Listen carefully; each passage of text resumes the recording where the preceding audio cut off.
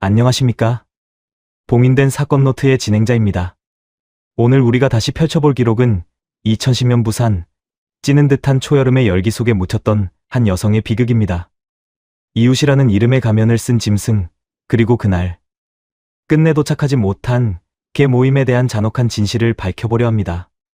아지매, 진짜 그러니까 왜 신고를 한다 해가지고 사람을 왜 이렇게 만듭니까? 왜? 평소 자매처럼 지내던 이웃집 남자. 그는 왜 정겨운 이웃에서 악마로 변해버린 걸까요? 개 모임 가신다던 우리 어머니가 왜 여기 계신 겁니까? 아들의 절규는 강물에 흩어졌습니다. 200만 원이라는 수표 2장에 팔아넘긴 인간의 양심. 그 봉인된 사건 노트를 열어보겠습니다. 오늘의 사건을 시작하기 전에 구독과 좋아요는 억울한 죽음의 진실을 밝히는 큰 힘이 됩니다. 끝까지 시청해 주십시오. 오늘의 사건 시작하겠습니다. 2010년 5월의 부산은 참 아름다웠습니다. 광안리 백사장에는 벌써부터 여름을 재촉하는 햇살이 눈부시게 쏟아지고 동네 골목마다 피어난 장미 향기가 5월의 공기를 달콤하게 적셨던 시절이었죠. 그 평화로운 풍경 속에서 우리가 기억해야 할 한 여성이 살고 계셨습니다. 새벽 5시면 어김없이 눈을 뜨고 뜰에 심어둔 고추며 상추를 살피는 게 아침 일과였죠. 바로 윤정희, 그 해로 62의 나이를 맞은 그녀였습니다. 정희 씨의 하루는 언제나 부지런했어요. 손톱만 한 텃밭이었지만 그녀는 그 작은 공간을 천지만큼 아꼈습니다. 물을 주며 중얼거리던 그 따스한 음성이 지금도 들리는 것만 같아요. 야, 우리 고추야. 오늘은 좀 더 빨갛게 익어볼래? 그런 소박한 행복이 정희 씨의 전부였던 겁니다. 동네 사람들은 정희 씨를 웃음 많은 아지매라고 불렀습니다. 골목 어기 슈퍼에 들러서도 동네 미용실에 파마하러 가서도 그녀는 늘 환한 미소를 잃지 않았거든요. 어머, 사장님, 오늘 얼굴이 꽃처럼 피셨네. 이런 말 한마디에 상대방의 하루가 밝아지곤 했던 그런 분이셨죠. 남편을 먼저 보내고 홀로 살아가는 세월이 벌써 10여 년. 하지만 정희 씨는 결코 주저앉지 않았습니다. 두 아들을 훌륭하게 키워냈고 이제는 손주들이 찾아오는 할머니로서 여생을 즐기고 계셨던 거예요. 정희 씨가 가장 기다리던 건 매주 화요일과 목요일이었습니다. 동네 친구들과의 개 모임이 있는 날이었거든요. 개 모임이라고 해서 특별한 건 없었어요. 그저 비슷한 나이 또래 아주머니들 5이서 모여 식당에서 점심 한 끼 먹고 차 한 잔 마시며 수다 떠는 게 전부였죠. 물론 매달 10만 원씩 개돈을 걷긴 했지만 그건 핑계일 뿐이었습니다. 진짜 목적은 함께 모여 이야기 나누는 그 시간 자체였던 거예요. 누구네 며느리 이야기, 요즘 물가가 얼마나 올랐다는 하소연, 건강검진에서 받은 결과지 자랑. 그런 시시콜콜한 이야기거리들이 정희 씨에게는 세상 그 무엇보다 소중한 시간이었던 겁니다. 특히 정희 씨는 옷차림에도 신경을 썼어요. 개 모임 나가는 날이면 새벽부터 옷장을 뒤지며 고민하곤 했죠. 이 분홍색 블라우스가 나을까 아니면 파란색 원피스가 더 어울릴까? 거울 앞에서 이리저리 대어보는 그 모습이 소녀처럼 설레 보였습니다. 60이 넘어서도 여전히 아름다워지고 싶은 마음, 친구들에게 단정하게 보이고 싶은 마음이 고스란히 묻어났던 거예요. 정희 씨의 집은 부산 동구의 한 주택가에 자리 잡고 있었습니다. 오래된 2층 집이었지만 깔끔하게 관리되어 있었죠. 앞마당에는 플라스틱 대야에 담긴 빨래가 늘 바람에 펄럭였고 현관 앞 화분에는 봉숭아꽃이 분홍빛 미소를 머금고 있었어요. 그 집 대문을 열고 들어서면 은은한 된장찌개 냄새가 코끝을 간지리곤 했습니다.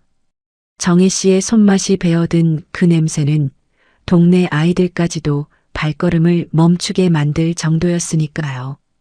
그리고 정희 씨에게는 각별한 이웃이 한 분 있었습니다. 바로 집 뒤편 바깥채를 새 들어 사는 최만수 부부였죠. 만수 씨는 고물상을 운영하는 40대 후반의 남자였고 그의 아내와 정희 씨는 친자매처럼 가깝게 지냈습니다. 언니, 오늘 우리 집에서 같이 저녁 드세요. 아이고, 만수네 댁, 고마워라. 내가 깍두기 담갔으니 좀 가져가시소. 이런 정겨운 대화가 울타리 너머로 오가던 평온한 나날들이었어요. 만수 씨 부부가 이사 온 지도 어언 3년째. 정희 씨는 그들을 진짜 가족처럼 여겼습니다. 가끔 빈손으로 찾아오는 만수 씨에게도 따뜻한 밥 한 끼 챙겨주곤 했죠. 만수 씨, 아침은 드셨어요? 우리 집 김치찌개 끓였는데 한 그릇 가져가세요. 그렇게 건네는 스테인리스 밥통 안에는 김이 모락모락 피어오르는 정성이 가득 담겨 있었던 겁니다. 만수 씨는 늘 고개를 숙이며 감사하다는 말을 되풀이했어요. 그 공손한 태도에 정희 씨는 더욱 마음을 열었죠. 그해 봄 정희 씨는 큰 결심을 하나 했습니다. 뒷채를 세주던 것을 정리하고 집을 좀 더 깔끔하게 단장하기로 한 거예요. 아들들도 이제 다 컸고 굳이 세입자를 두지 않아도 생활에 큰 무리가 없었거든요. 정희 씨는 만수 씨 부부에게 정중하게 양해를 구했습니다. 미안한데 석 달 안으로 다른 곳 알아보시면 안 될까요? 보증금은 다 돌려드릴게요. 만수 씨는 처음엔 난감한 기색이었지만 곧 알겠다며 고개를 끄덕였죠. 네, 알겠습니다. 좋은 집 구해서 나가겠습니다. 아지매. 그 말에 정희 씨는 마음이 한결 놓였어요. 5월 중순 정희 씨는 바깥채를 정리하며 받은 100만 원짜리 수표 2장을 소중하게 가방 안에 넣어뒀습니다. 200만 원. 큰 돈은 아니었지만 그녀에게는 앞으로 손주들 용돈도 주고 친구들과 여행도 갈 수 있는 소중한 미천이었죠. 이 돈으로 다들 맛있는 거 사줘야지.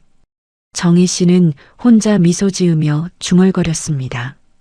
그 미소가 마지막이 될 줄은 그 누구도 몰랐던 겁니다. 동네는 여전히 평화로웠어요.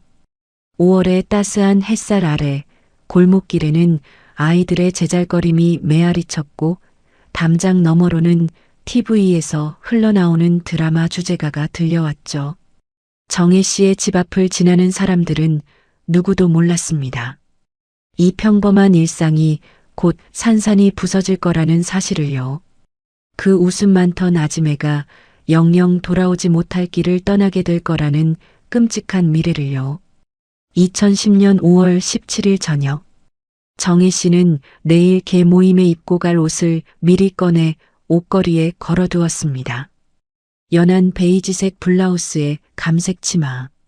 단아하면서도 품이 있는 조합이었죠. 옷을 쓰다듬으며 그녀는 또 한 번 미소 지었어요. 친구들이 언니 오늘 옷 너무 예쁘다고 칭찬해줄 모습을 상상하면서요. 하지만 그 옷은 결국 주인을 만나지 못했습니다. 옷걸이에 걸린 채 텅 빈 방을 지켰을 뿐이죠. 정혜 씨가 그토록 기다리던 개 모임의 날 5월 18일은 그녀에게 평생 마지막 날이 되고 말았던 겁니다. 아무것도 모른 채 잠든 동네의 밤은 고요했습니다. 하지만 그 고요함 뒤에 숨어있던 악마의 속삭임을 아무도 듣지 못했던 거예요. 2010년 5월 18일 화요일 아침, 부산 동구의 하늘은 유난히 맑았습니다. 참새들이 전깃줄에 앉아 지저귀는 소리가 골목 구석구석 울려 퍼졌고 골목 어기 분식집에서는 기름에 튀겨지는 김말이 냄새가 고소하게 번져 나왔죠. 평범한 화요일, 아무것도 특별할 게 없어 보이던 그날이었습니다. 정희 씨는 오전 9시쯤 집을 나섰어요. 전날 밤 미리 준비해둔 베이지색 블라우스에 감색 치마를 단정하게 차려입고 손목에는 돌아가신 남편이 사준 금팔찌를 걸쳤죠. 가방 속에는 개 모임에 낼 10만 원과 혹시 모를 일에 대비해 챙긴 100만 원짜리 수표 한 장이 들어 있었습니다. 나머지 수표 한 장은 집 서랍에 고이 보관해뒀고요. 다녀올게요. 텅 빈 집에 대고 인사를 건네는 정희 씨의 목소리는 밝았습니다. 대문을 나서며 옆집 화단에 핀 철쭉을 잠깐 들여다보던 그녀의 뒷모습을 지나가던 우체부 아저씨가 희미하게 기억하고 있었죠. 아, 그날도 늘 그러시듯 웃으시면서 지나가셨어요. 평소랑 다를 게 하나도 없었습니다. 훗날 경찰 조사에서 우체부가 한 증언이었습니다. 정희 씨가 향한 곳은 범일동에 있는 행복식당이었어요. 개 모임 멤버들과 약속한 장소였죠. 대중교통만 이용하던 정희 씨는 버스 정류장까지 천천히 걸어갔습니다. 그런데 이상한 일이 벌어졌던 거예요. 오전 10시 식당에 도착한 개 모임 멤버 4명은 1시간을 기다렸지만 정희 씨는 나타나지 않았습니다. 정희 언니한테 전화해봐. 멤버 중 한 명이 휴대폰을 꺼내 들었죠. 신호음이 몇 번 울리더니 이내 고객님의 전화기가 꺼져 있습니다라는 기계음만 되풀이되었어요. 처음엔 대수롭지 않게 여겼습니다. 혹시 깜빡 잊고 집에 두고 온 건 아닐까, 아니면 배터리가 나간 건 아닐까 하고요. 하지만 점심시간이 훌쩍 지나도록 정희 씨의 소식은 감감무소식이었습니다. 개 모임 멤버들은 불안해지기 시작했죠. 정희 언니가 이렇게 약속 어기는 분이 아닌데 서로 눈빛을 교환하며 걱정스러운 표정을 감추지 못했던 겁니다. 결국 그들 중 한 명이 정희 씨의 큰아들에게 전화를 걸었어요. 혹시 어머니 집에 계세요? 오늘 개 모임에 안 나오셨거든요. 전화를 받은 큰아들 윤상철 씨는 순간 가슴이 철렁 내려앉았습니다. 어머니는 새벽부터 개 모임 준비를 하셨다고 들었거든요. 약속을 어기실 분이 절대 아니라는 걸 누구보다 잘 알고 있었죠. 상철 씨는 즉시 어머니 집으로 달려갔습니다. 대문을 열고 들어서는 순간 그의 예감은 현실이 되었어요. 집안은 텅 비어 있었고 현관 신발장에는 어머니가 평소 신던 편한 운동화만 덩그러니 놓여 있었습니다. 외출용 구두는 사라진 채였죠. 어머니, 어머니. 상철 씨의 외침이 빈집에 메아리 쳤지만 아무 대답도 돌아오지 않았습니다. 그는 서둘러 집 안을 살폈어요. 안방 서랍을 열었더니 100만 원짜리 수표 한 장이 보였습니다. 하지만 나머지 한 장은 보이지 않았죠. 어머니가 가방에 넣고 나가신 게 분명했어요. 부엌 식탁 위에는 아침에 드셨을 밥그릇이 깨끗이 씻겨져 있었고 거실 소파 위에는 어제 보시던 건강 잡지가 펼쳐진 채 놓여 있었습니다. 모든 게 평소와 똑같았어요. 갑자기 어디론가 떠날 이유가 전혀 보이지 않았던 겁니다. 상철 씨는 떨리는 손으로 경찰서에 전화를 걸었습니다. 저희 어머니가 실종됐습니다. 아침에 개 모임 간다고 나가셨는데 연락이 안 됩니다. 부산 동부경찰서 한성우 형사가 사건을 맡았습니다. 30대 중반의 베테랑 형사였죠. 그는 실종 신고를 받고 곧바로 현장으로 출동했어요. 정혜 씨의 집을 꼼꼼히 살피던 한 형사는 고개를 가웃거렸습니다. 가출이나 자발적 실종의 흔적은 전혀 보이지 않는데요.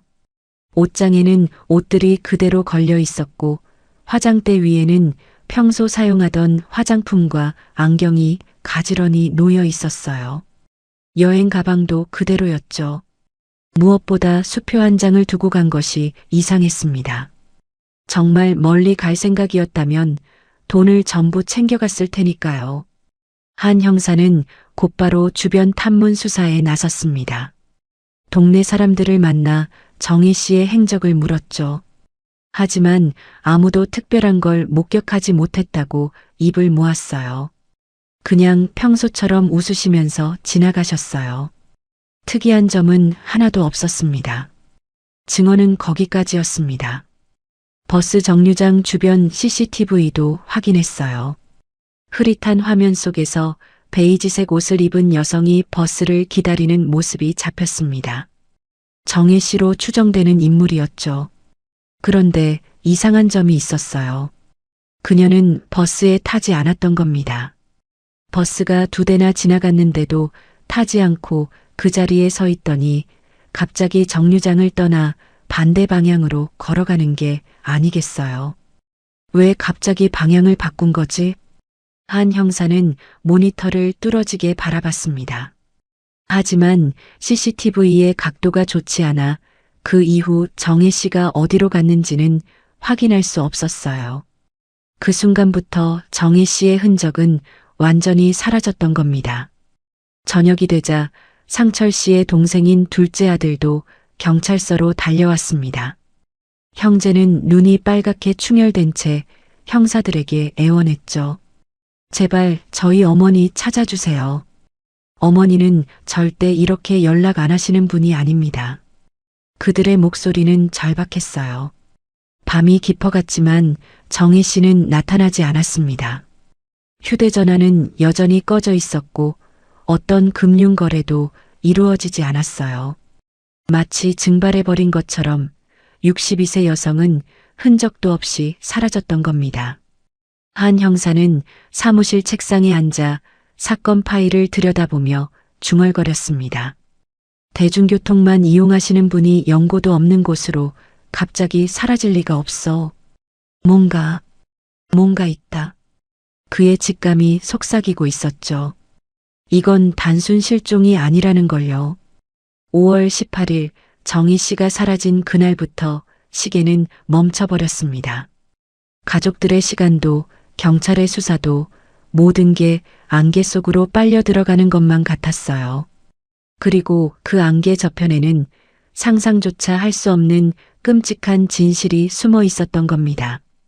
실종 신고가 접수된 지 이틀째 되던 날 부산 동부경찰서는 비상이 걸렸습니다. 62세 여성의 실종은 단순 가출로 치부하기엔 너무나 많은 의문점을 안고 있었거든요. 한성우 형사를 중심으로 꾸려진 수사팀은 정혜 씨의 동선을 밀리미터 단위로 추적하기 시작했어요. 가장 먼저 확인한 건 통신 기록이었습니다. 정혜 씨의 휴대전화는 5월 18일 오전 9시 27분을 마지막으로 기지국 신호가 끊겼더군요. 마지막 신호가 잡힌 곳은 집에서 불과 500m 떨어진 골목길이었어요. 개 모임 장소인 범일동까지 가려면 적어도 3개의 기지국을 더 거쳐야 했는데 그 어디에서도 신호가 포착되지 않았던 겁니다. 전화기가 꺼졌다는 건 2가지 가능성이 있습니다. 본인이 껐거나 아니면 한 형사는 말끝을 흐렸어요. 나머지 말을 굳이 입 밖에 낼 필요는 없었죠. 누군가 강제로 전원을 내렸을 가능성. 그 암울한 상상이 수사실을 짓눌렀습니다. 수사팀은 정혜 씨가 자주 다니던 경로를 샅샅이 뒤졌어요. 슈퍼마켓, 미용실, 은행, 약국. 평소 발길이 닿던 모든 곳을 방문해 CCTV 영상을 확보했죠. 하지만 5월 18일 당일 그 어디에도 정혜 씨의 모습은 담겨 있지 않았습니다. 마치 귀신이 곡할 노릇이었어요. 사람이 어떻게 이렇게 깨끗이 사라질 수 있단 말입니까? 그런데 수사 나흘째 되던 날 결정적인 단서가 하나 떠올랐습니다. 정혜 씨의 큰아들 상철 씨가 급히 경찰서로 달려온 거예요.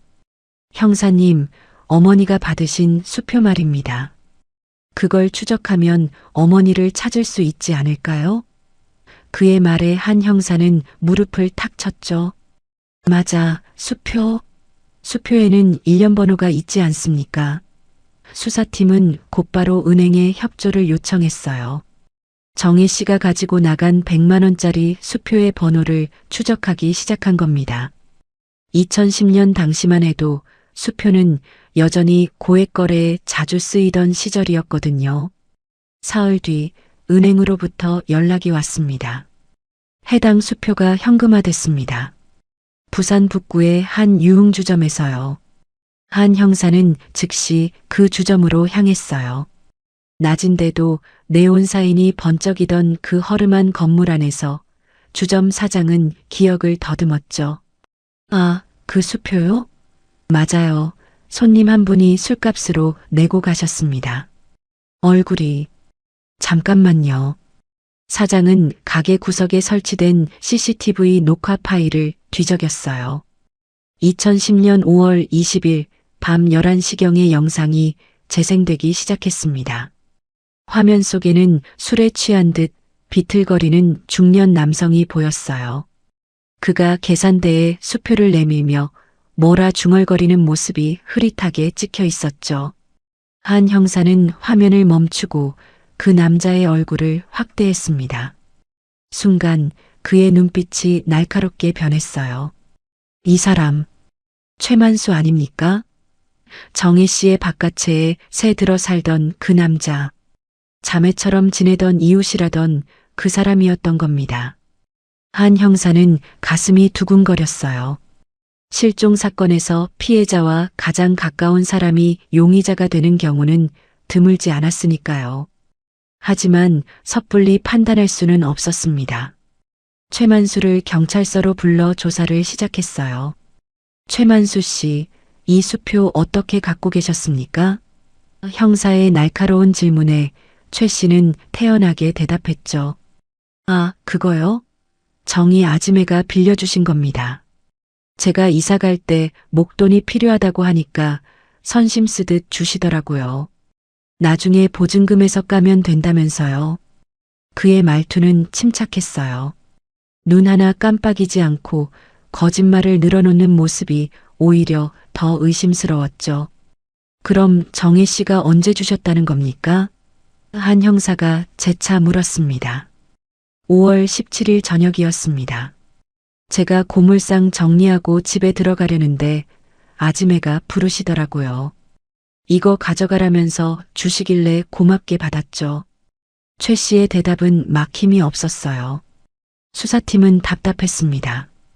최만수의 말을 뒷받침할 증거도 반박할 증거도 마땅치 않았거든요.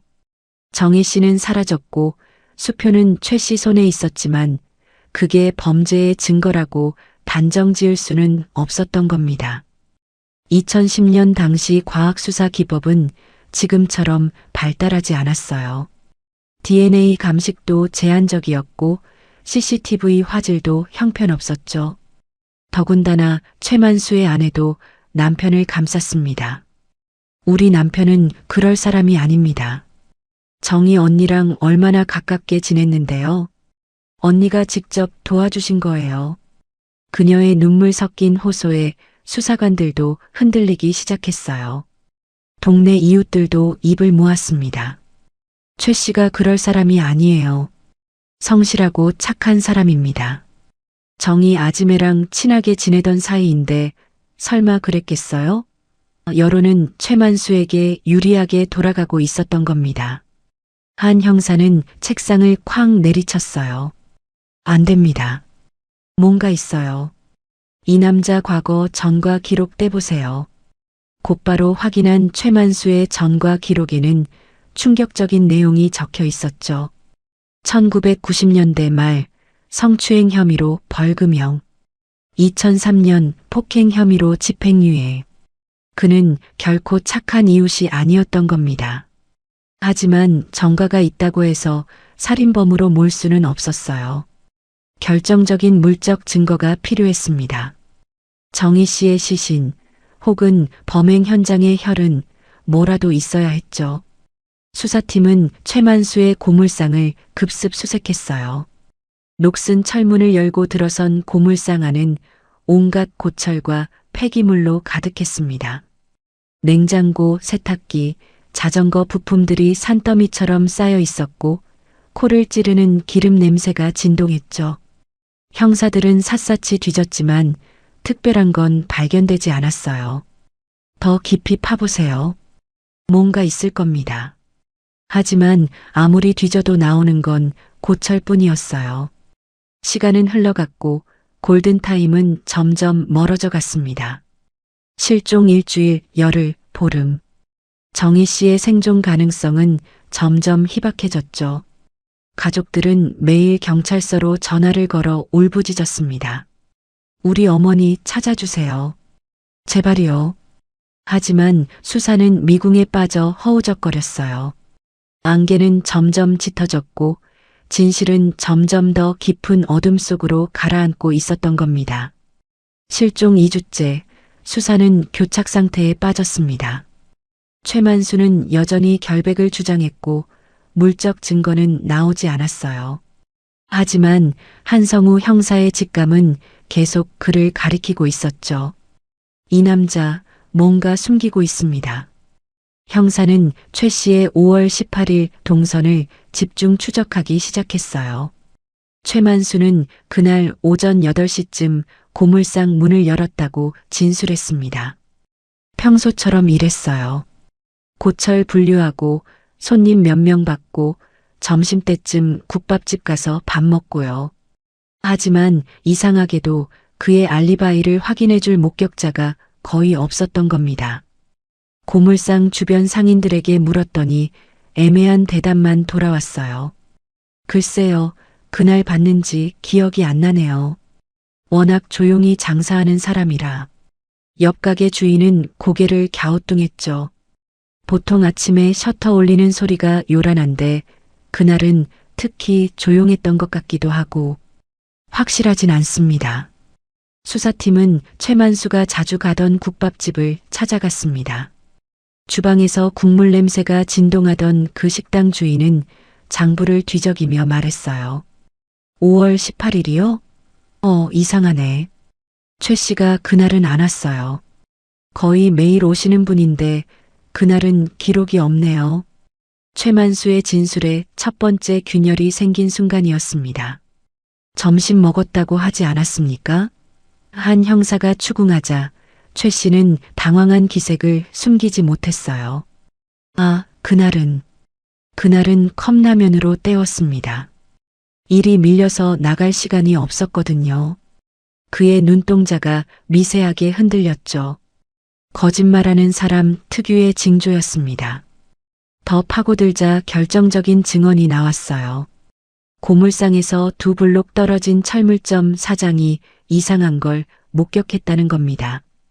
5월 18일 오전 10시쯤이었나? 최 씨 트럭이 골목을 빠져나가는 걸 봤어요. 짐칸에 뭔가 큰 걸 싣고 가더라고요. 천으로 덮여 있어서 뭔지는 모르겠는데 철물점 사장의 말에 형사들의 귀가 쫑긋 섰습니다. 트럭이요? 어디로 향하던가요? 한 형사가 다급히 물었죠. 글쎄요, 낙동강 쪽으로 가는 것 같았는데 확실하진 않아요. 제가 잠깐 보고 일하러 들어갔거든요. 애매한 증언이었지만 무시할 수 없는 단서였습니다. 수사팀은 최만수의 트럭을 압수수색했어요. 낡고 녹슨 봉고 트럭이었죠. 감식팀이 차량 내부를 샅샅이 조사했지만 딱히 나오는 건 없었습니다. 고물상에서 나올 법한 기름때와 녹물 자국뿐이었어요. 혈흔 반응도 음성이었죠. 닦아냈을 가능성은요? 한 형사가 물었습니다. 충분히 가능합니다. 락스로 깨끗이 닦으면 흔적을 지울 수 있거든요. 하지만 그게 증거가 되진 않습니다. 감식반의 대답은 냉정했어요. 의심만으로는 범인을 잡을 수 없었던 겁니다.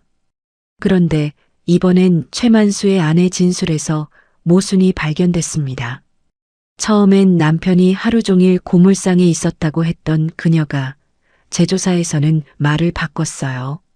사실 남편이 오전에 잠깐 어디 갔다 왔어요. 1시간 반 정도? 형사들의 눈빛이 날카로워졌죠. 어디 갔다고 하던가요? 질문이 쏟아졌습니다. 최 씨의 아내는 머뭇거리며 대답했어요. 고물 수거하러 갔다고.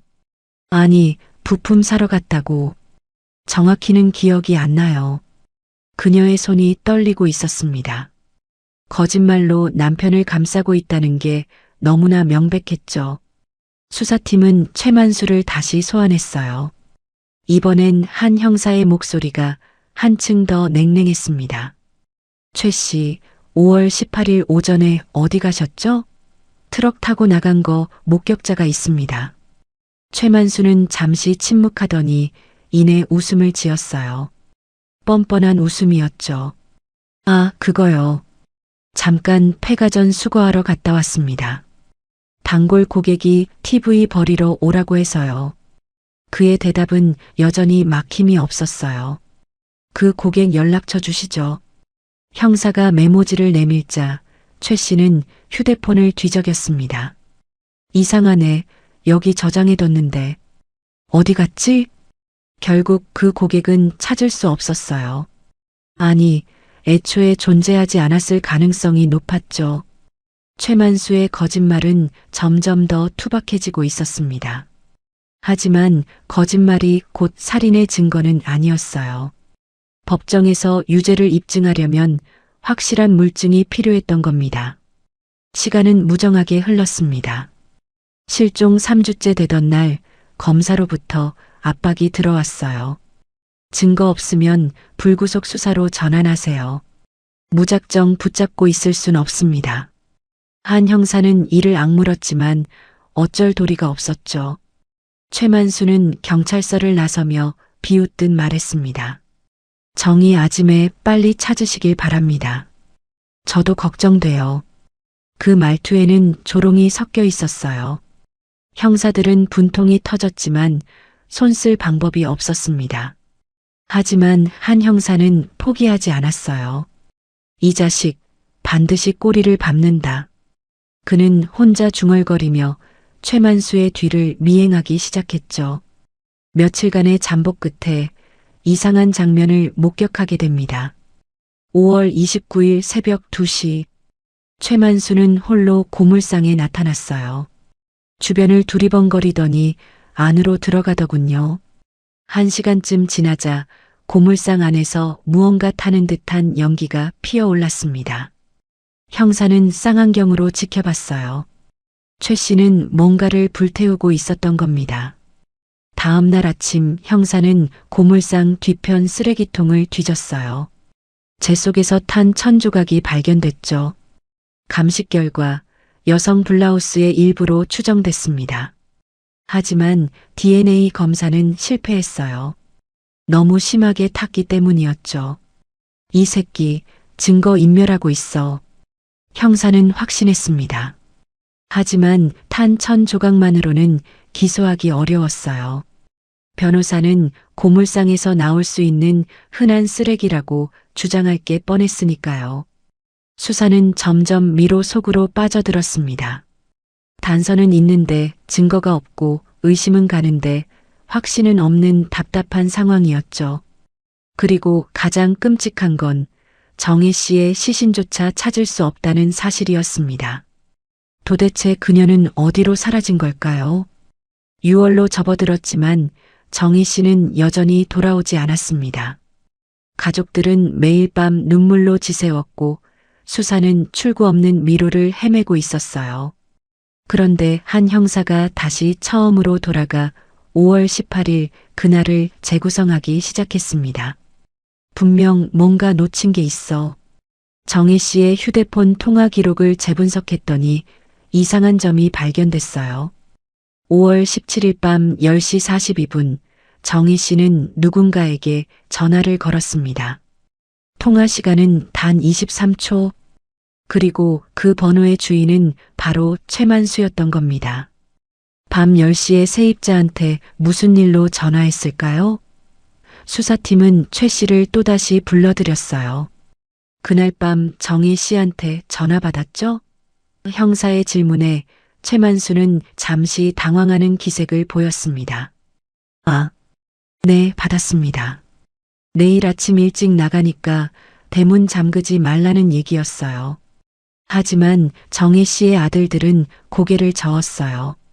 어머니는 평소에 세입자한테 그런 말씀 안 하셨습니다. 각자 열쇠 있으니까요. 또 하나의 거짓말이 드러났지만 여전히 결정적인 증거는 아니었죠. 수사팀은 정희 씨가 실종되기 직전 며칠간의 행적을 더 깊이 조사했어요. 그러자 충격적인 사실이 밝혀졌습니다. 5월 15일 정희 씨는 동네 부동산에 들러 이런 말을 했다더군요.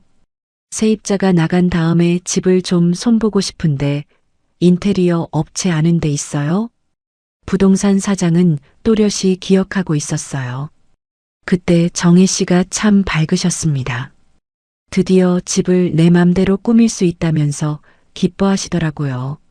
정희 씨는 최만수 부부가 나간 뒤의 미래를 그리고 계셨던 겁니다. 하지만 그 꿈은 이루어지지 못했죠. 한 형사는 문득 의문이 들었어요. 최만수, 이 사람 정말 이사갈 집을 알아보고 있었을까? 부동산들을 일일이 돌며 확인했더니 경악할 만한 사실이 드러났습니다.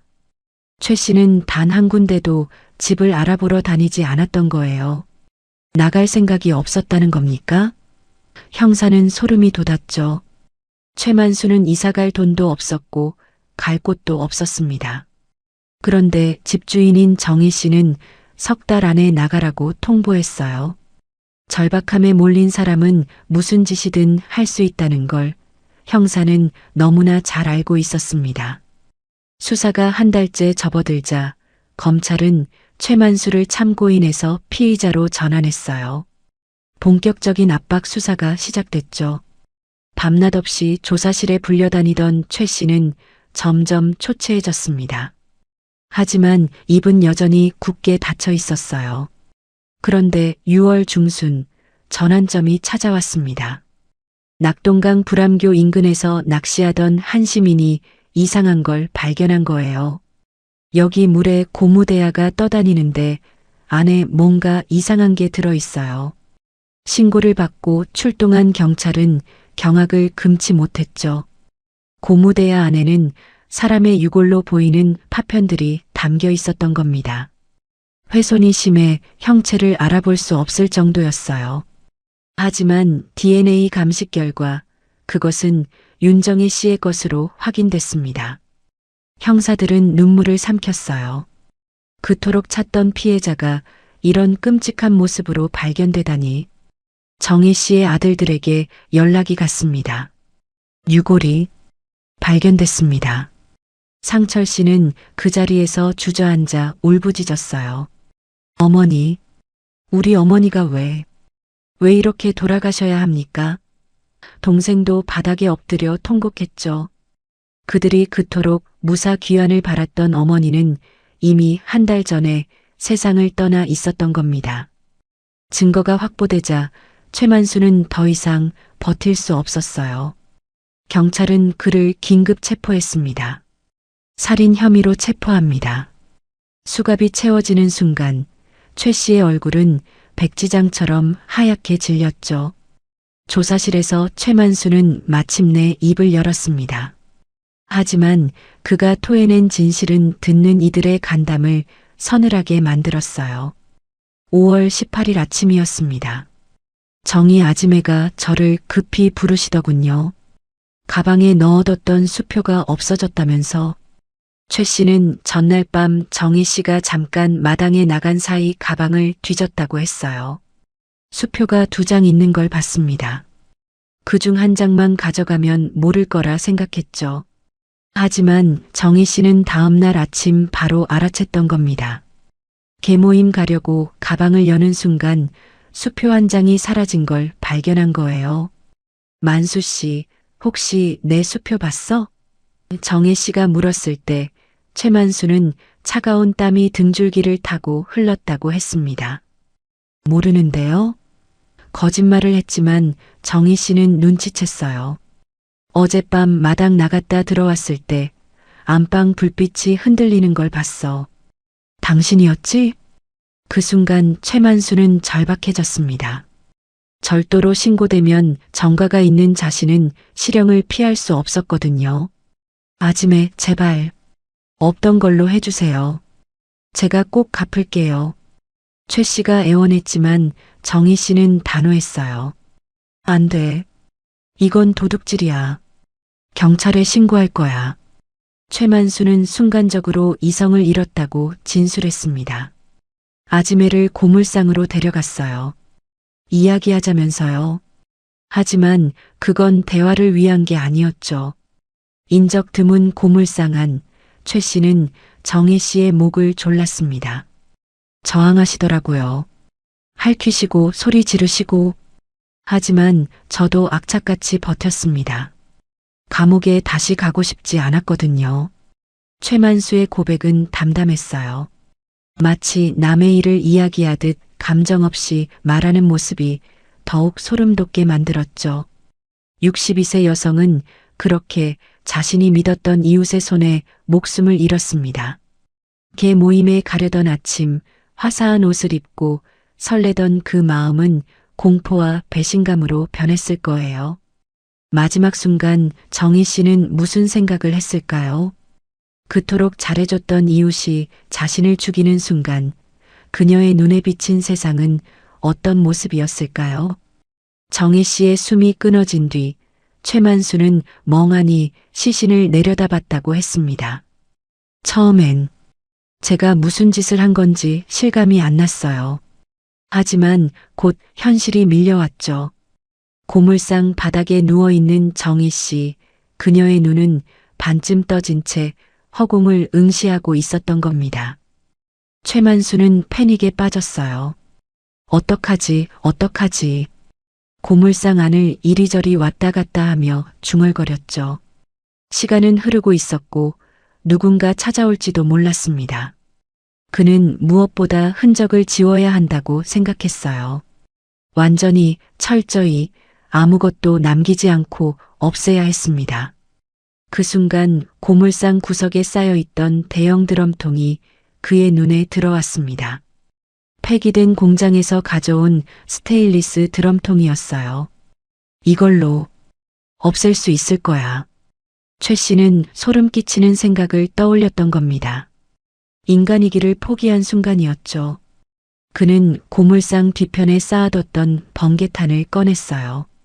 드럼통에 물을 가득 채우고 그 밑에 불을 지폈습니다. 보글보글 물이 끓기 시작했죠. 형사들은 훗날 이 장면을 재구성하며 치를 떨었어요. 사람을 어떻게 이런 식으로. 말을 잇지 못하는 형사들의 얼굴은 참담함으로 일그러졌습니다. 최만수의 진술은 계속됐어요. 이틀 동안 했습니다. 중간중간 쉬면서요. 그는 낮에는 고물상 셔터를 내리고 휴업이라는 쪽지를 붙여놨다고 했죠. 지나가는 사람들은 아무것도 모른 채 그 앞을 스쳐 지나갔습니다. 고물상 안에서 벌어지고 있던 지옥 같은 광경을 상상조차 하지 못한 채요. 감식팀은 고물상을 다시 급습했습니다. 이번엔 루미놀 시약을 뿌려가며 구석구석을 조사했어요. 배수구 틈새에서 미세한 혈흔 반응이 나왔죠. 여기입니다. 감식 반원이 소리쳤어요. 최 씨가 아무리 락스로 닦아냈어도 완전히 지워지지 않은 흔적이 남아 있었던 겁니다. 드럼통도 압수됐습니다. 겉보기엔 평범한 폐기물이었지만 내부를 정밀 분석하자 사람의 DNA가 검출됐어요. 최만수가 물로 씻고 또 씻었지만 과학은 거짓말을 하지 않았던 겁니다. 이 드럼통에서 정희 씨의 DNA가 나왔습니다. 감식 결과를 보고받은 한 형사는 주먹을 불끈 쥐었죠. 최 씨는 시신을 훼손한 뒤 남은 것들을 고무대야에 담았다고 했습니다. 밤에 트럭에 싣고 낙동강으로 갔어요. 불암교 근처가 한적하더라고요.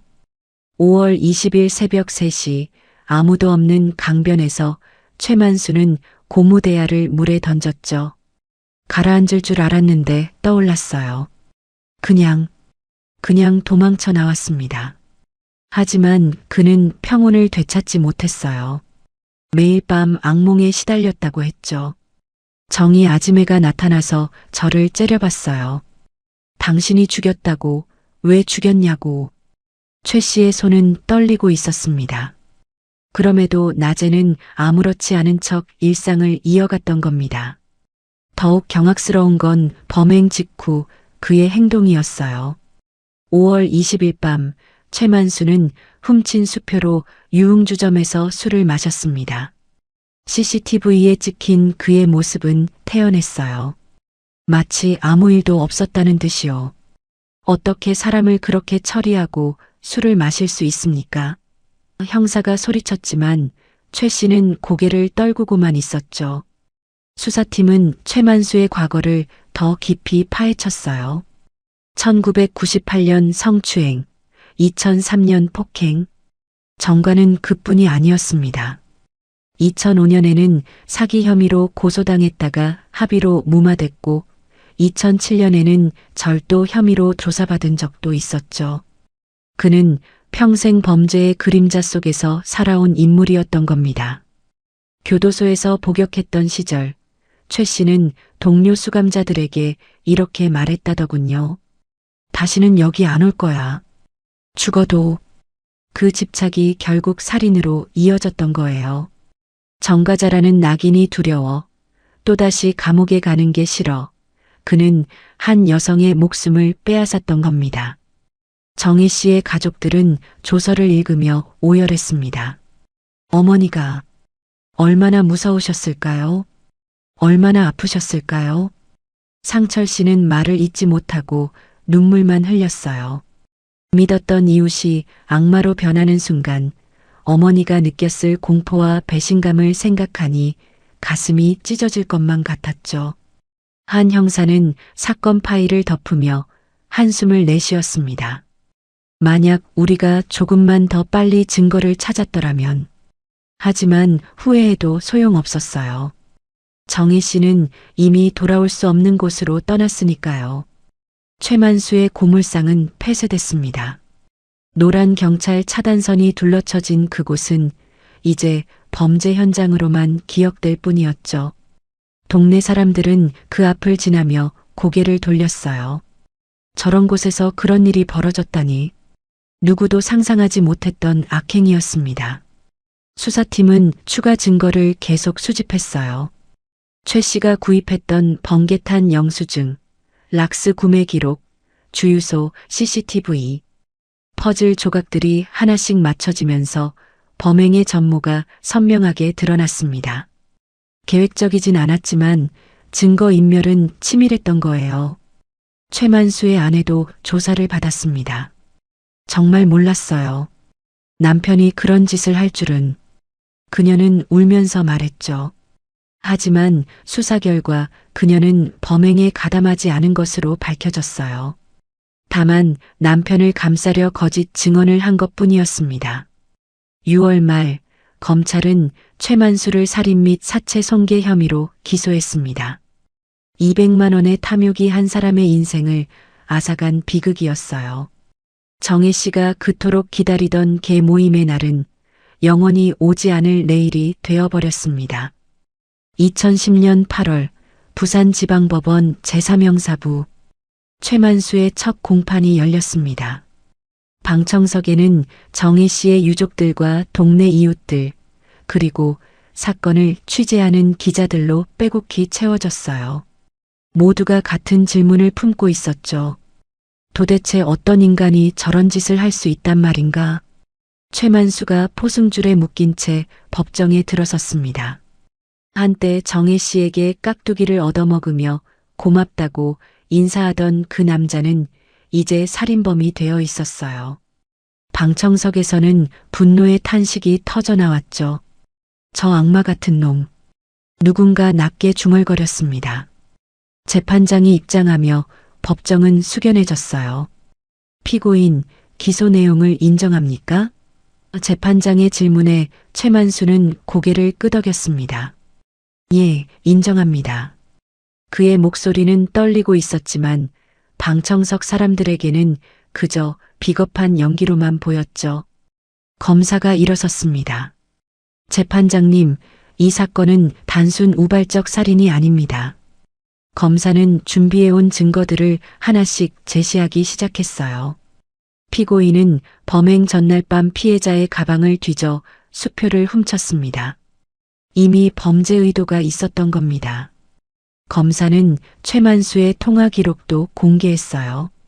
5월 17일 밤 10시 42분 정희 씨가 최 씨에게 전화를 걸었을 때 통화 내용이 심상치 않았다는 겁니다. 피해자는 이미 도난 사실을 눈치챘고 다음날 확인하려 했던 것으로 보입니다. 피고인은 이를 알고 있었습니다. 더 충격적인 증언이 나왔어요. 교도소 동료 수감자가 증인으로 나온 겁니다. 최만수가 2006년 복역 중에 이런 말을 했습니다. 다시 들어오느니 차라리 죽는 게 낫다. 걸리면 증거를 없애야 해. 그때는 농담인 줄 알았는데 증인의 말에 방청석이 술렁였어요. 검사는 날카롭게 공격했습니다. 피고인은 이미 증거인멸 방법까지 생각해둔 상습범이었습니다. 범행 후 이틀간 시신을 훼손한 행위는 계획적이고 잔혹합니다. 검사는 드럼통 사진을 스크린에 띄웠죠. 법정에 있던 사람들은 눈을 돌렸어요. 차마 볼 수 없는 증거 사진들이었습니다. 피고인은 범행 직후에도 전혀 동요하지 않았습니다. 검사는 유흥주점 CCTV 영상을 재생했어요. 술잔을 기울이며 웃고 있는 최만수의 모습이 화면에 가득 찼죠. 이게 사람을 죽인 직후의 모습입니까? 이 사람에게 양심이란 게 있습니까? 방청석의 상철 씨가 주먹으로 무릎을 내리쳤습니다. 어머니를 그렇게 하고도 옆에 앉은 동생이 형을 부축했지만 두 사람 모두 눈물을 참지 못했어요. 변호인이 일어섰습니다. 재판장님, 피고인은 우발적 상황에서 실수를 저질렀습니다.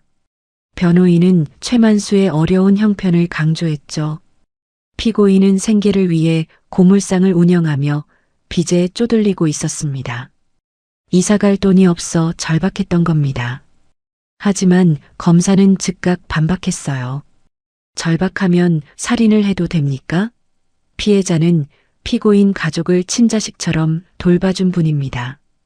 밥을 챙겨주고 김치를 나눠주고 3년간 세를 주면서도 인심 좋게 대해줬습니다. 그 은혜를 살인으로 갚은 겁니까? 재판은 2달간 이어졌습니다. 매 공판마다 새로운 사실들이 드러났어요.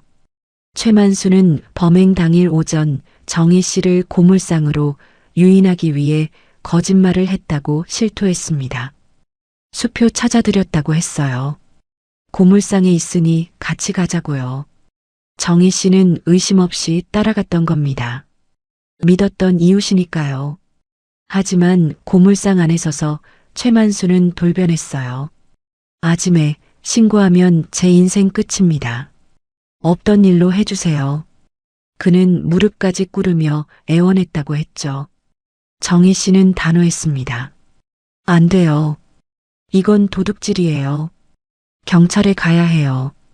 그 말이 떨어지자마자 최만수는 정희 씨의 목을 움켜쥐었던 겁니다. 그 순간 머릿속이 하얘졌어요. 그냥 계속 눌렀습니다. 정희 씨는 발버둥 쳤다고 해요. 최 씨의 팔을 핥히고 도움을 요청하려 소리 지르려 했지만 그의 손은 더욱 강하게 조여왔죠. 아짐의 눈빛이 지금도 잊혀지지 않습니다. 믿었는데 왜 이러냐는 표정이었어요. 최만수는 떨리는 목소리로 말했습니다. 법정에서 밝혀진 또 다른 사실은 더욱 참혹했어요. 최만수는 범행 직후 정희 씨의 가방을 뒤져 나머지 현금과 금팔찌까지 챙겼다는 겁니다. 돈과 금은 어차피 필요 없으실 것 같아서요. 그의 말에 방청석에서 분노의 함성이 터져나왔죠. 조용히 하십시오. 재판장이 망치를 두드렸지만 분위기는 쉽게 가라앉지 않았어요. 정희 씨의 동생이 일어나 소리쳤습니다. 언니를 죽이고 물건까지 훔쳐? 이게 사람이야, 짐승이야. 피해자 진술 시간이 왔습니다. 상철 씨가 증인석에 섰어요. 어머니는 평생 착하게만 사셨습니다. 남 돕는 걸 좋아하셨고 이웃과 나누는 걸 행복해 하셨어요. 그는 목이 메어 말을 잇지 못했죠. 그런 어머니가 왜 이렇게 돌아가셔야 했습니까? 상철 씨는 최만수를 똑바로 쳐다봤어요. 피고인, 당신은 우리 어머니한테 받은 게 얼마나 많습니까? 밥도 얻어먹고, 김치도 얻어먹고, 새도 싸게 살았잖아요. 그런데 어떻게? 그의 목소리는 분노와 슬픔으로 떨렸습니다. 최만수는 고개를 숙인 채 대답하지 못했어요. 변호인이 피고인, 유족들에게 할 말이 있습니까? 라고 묻자 그는 잠시 침묵했습니다. 그리고 떨리는 목소리로 말했죠. 죄송합니다. 정말 죄송합니다. 하지만 그 사과는 너무 가벼웠어요. 최종 변론에서 검사는 사형을 구형했습니다. 이 사건은 대한민국을 경악시킨 잔혹 범죄입니다. 피고인은 반성의 기미도 없고 재범 위험성도 높습니다. 사회에서 영원히 격리되어야 합니다. 검사의 목소리는 비장했어요. 2010년 10월 28일 선고 공판일이었습니다. 법정은 다시 한번 사람들로 가득 찼어요. 4개월간의 긴 재판 끝에 마침내 판결이 내려지는 날이었죠. 재판장이 판결문을 들었습니다. 법정은 숨소리조차 들릴 만큼 고요했어요. 피고인 최만수에게 무기징역을 선고한다. 사형 구형에는 못 미쳤지만 가석방 없는 무기형이었습니다. 재판장은 판결 이유를 낭독했어요. 피고인은 자신을 믿고 도와준 피해자를 잔혹하게 살해했습니다. 범행 후 시신을 훼손하고 증거를 인멸한 행위는 인간성을 완전히 상실한 극악무도한 범죄입니다. 재판장의 목소리는 차갑게 이어졌죠. 피고인은 범행 직후에도 전혀 양심의 가책을 느끼지 않았고 재판 과정에서도 진정한 반성을 보이지 않았습니다. 이 사회에 다시 나와서는 안 될 인물입니다. 망치를 내려쳤고 최만수의 운명은 그렇게 결정됐어요. 방청석의 상철 씨는 고개를 떨구고 울었습니다. 사형이 아니라는 게 아쉬웠지만 그래도 평생 감옥에서 썩게 됐다는 사실에 작은 위안을 얻었죠. 어머니, 이제 편히 쉬세요. 동생과 부둥켜 안고 한참을 울었어요. 최만수는 포승줄에 묶인 채 법정을 빠져나갔습니다. 그의 얼굴에는 체념이 가득했어요. 교도관들에게 이끌려가면서도 그는 한 번도 뒤를 돌아보지 않았죠. 자신이 무너뜨린 한 가정의 비극에 대해 끝내 진심 어린 사죄는 없었던 겁니다. 판결 이후 유족들은 정희 씨의 유고를 수습했어요. 하지만 온전한 형태가 아니었죠. 화장조차 제대로 할 수 없을 만큼 훼손된 상태였습니다. 그래도 아들들은 어머니의 흔적을 고이 모셨어요. 가족묘지에 작은 납골당을 마련하고 그곳에 어머니를 모셨죠. 장례식은 조촐하게 치러졌습니다. 동네 이웃들이 많이 왔어요. 모두 눈시울이 붉어져 있었죠. 정희 씨, 참 좋은 분이셨는데. 한 이웃은 제단 앞에 절을 올리며 눈물을 흘렸습니다. 이렇게 가시다니 어찌 이럴 수가 있습니까? 개 모임 친구들도 영정 앞에 무릎을 꿇었어요. 언니, 우리가 그날 더 일찍 전화할 걸 그랬어요. 미안해요. 정말 미안해요. 그들은 자책했습니다. 혹시 자신들이 조금만 더 빨리 알아챘더라면 정혜 씨를 구할 수 있지 않았을까 하고요. 하지만 그 누구의 잘못도 아니었습니다. 악은 예고 없이 찾아왔고 정희 씨는 그저 평범한 일상을 살다가 희생당했을 뿐이에요. 착하게 살면 복을 받는다던 옛말은 그녀에게 적용되지 않았죠. 상철 씨는 어머니의 집을 정리하며 오열했습니다. 옷장에는 개 모임에 입으려던 옷이 그대로 걸려 있었고 냉장고에는 아들들 줄 반찬이 아직 남아 있었어요. 거실 탁자 위에는 손주들 사진이 액자에 담겨 있었죠. 할머니가 많이 보고 싶어? 사진 속 손주들은 해맑게 웃고 있었습니다. 동생은 어머니의 핸드폰을 켜봤어요. 마지막 메시지는 5월 17일 밤 개 모임 친구에게 보낸 거였습니다. 내일 봐요. 맛있는 거 먹어요. 이모티콘까지 붙인 그 밝은 문자가 마지막이었던 거예요. 동생은 핸드폰을 꼭 쥐고 한참을 울었습니다. 사건은 언론에 크게 보도됐어요. 이웃을 믿었다가 당한 비극, 200만 원에 팔린 목숨. 자극적인 제목들이 신문을 장식했죠. 사람들은 경악했습니다. 어떻게 이웃이 이웃을 이렇게 잔혹하게 죽일 수 있단 말인가. 부산 동네 사람들은 최만수의 아내를 손가락질했어요. 남편 감싸려고 거짓말한 여자. 그녀는 결국 동네를 떠났습니다. 어디론가 조용히 사라졌죠. 최 씨의 고물상터는 오랫동안 비어 있었어요. 아무도 그 자리를 쓰려 하지 않았습니다. 저주받은 땅처럼 느껴졌으니까요. 세월이 흘렀습니다. 2011년, 2012년. 사람들의 기억 속에서 사건은 점차 희미해져 갔어요. 하지만 유족들에게 그날은 영원히 지워지지 않는 상처로 남았죠. 상철 씨는 매년 5월 18일이면 어머니 산소를 찾았습니다. 어머니, 보고 싶습니다. 정희 씨가 꿈꾸던 것들은 이루어지지 못했어요. 손주들과 여행 가려던 계획, 친구들과 온천 가려던 약속, 집을 예쁘게 꾸미려던 소망. 모든 게 5월 18일 아침에 멈춰버렸죠. 62년의 인생이 단 몇 분 만에 끝나버린 겁니다. 최만수는 교도소에서 복역 중입니다. 가석방 없는 무기수로서 평생을 철창 안에서 보내게 될 거예요. 그는 가끔 교도관에게 이렇게 말한다고 해요. 그때 그냥 경찰 가자고 했으면. 하지만 후회해도 소용없습니다. 되돌릴 수 없는 강을 건너버렸으니까요. 정희 씨의 이야기는 많은 이들에게 교훈을 남겼습니다. 이웃이라고 무조건 믿어서는 안 된다는 것, 작은 범죄라도 결코 가볍게 넘겨서는 안 된다는 것.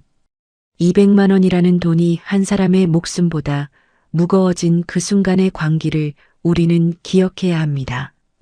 2015년 봄 상철 씨는 어머니 산소에 장미 화단을 만들었어요.